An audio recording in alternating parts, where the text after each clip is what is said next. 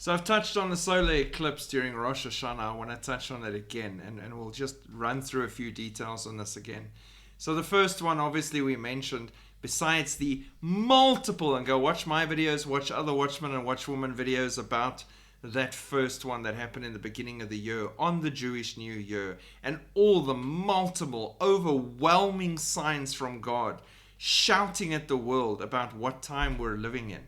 Annular eclipses are a special type of solar eclipse. During an annular eclipse, the moon is centered in front of the sun, but doesn't completely obscure it. It leaves a ring of sunlight visible around the moon's edge.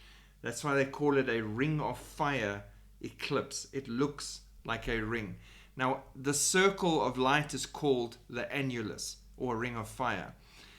An annular solar eclipse happens when the moon is at the furthest point from the earth in orbit, making the moon appear smaller from Earth's perspective.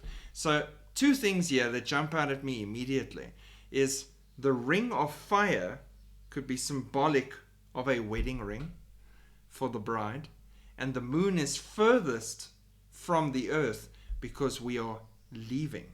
So there are those connections for the harpazo rapture moment that I'm seeing that are exciting, especially with the first one this year being on Jewish New Year, and the second one on October 2nd. The sun will go down at 6:22 p.m. in Israel, precisely when the festival of Rosh Hashanah starts.